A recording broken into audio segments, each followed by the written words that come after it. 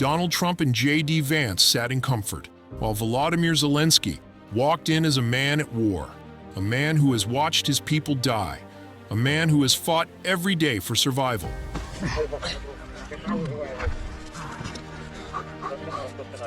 All Zelenskyy wanted to know was simple. What kind of diplomacy are you suggesting? Because the last time Ukraine trusted Russia, Russia broke its word.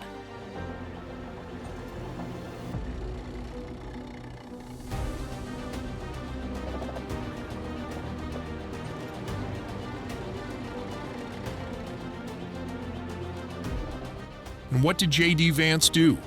He didn't answer. He didn't listen. Instead, he went on the attack. And just like that, the meeting crumbled. The failure of leadership. A fool answers before listening. If one gives an answer before he hears, it is his folly and shame. Proverbs 18:13. True leaders listen. Weak men lash out. Instead of answering a simple, reasonable question, Vance collapsed under pressure. Instead of leading with wisdom, he turned the room into a battlefield. That is not strength. That is weakness. The hypocrisy: we fund one war, but dismiss another. Trump says, it's not our war. He points to the ocean and shrugs.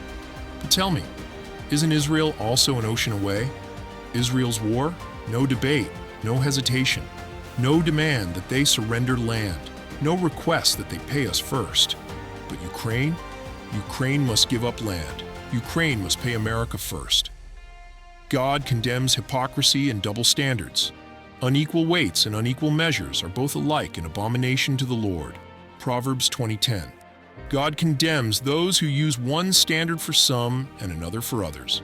Why is Ukraine told to bow while Israel is lifted up? Why do we demand Ukraine pay us but send Israel aid with no conditions? This is not righteousness. This is hypocrisy. Comfort breeds arrogance. Trump and Vance live in luxury, while Zelenskyy fights for survival. Woe to those who are at ease in Zion, and to those who feel secure on the mountain of Samaria. Amos 6:1. Zelenskyy came to that meeting from a battlefield. Trump and Vance came from luxury. They have never seen war, never lost their homes, never buried their neighbors, and yet they spoke down to him. Real leaders understand suffering. Real leaders do not mock the desperate. Real leaders respect those who fight for freedom. First of all, let me assert my firm belief that the only thing we have to fear is fear itself. This nation asks for action, and action now. America no longer leads with strength, it leads with fear.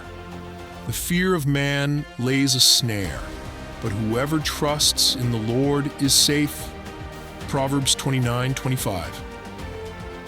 When the enemy is weak, America stands tall.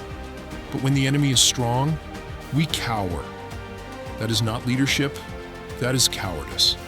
True leaders defend the oppressed, not the aggressors. Rescue the weak and the needy. Deliver them from the hand of the wicked. Psalm 82:4. Trump and Vance should have stood firm. They should have led with wisdom, respect, and strength. Instead, they folded. They shamed a man who fights for his people, while excusing the man who invades, murders, and destroys. God does not stand with tyrants. God does not reward aggression. And neither should we. What comes next? Will America wake up? When the righteous increase, the people rejoice, but when the wicked rule, the people groan. Proverbs 29:2. America is at a crossroads. Will we be a nation of justice, strength, and wisdom, or will we be a nation of cowardice, hypocrisy, and fear? America must lead with righteousness, not with fear, weakness, and hypocrisy. The question is, will we?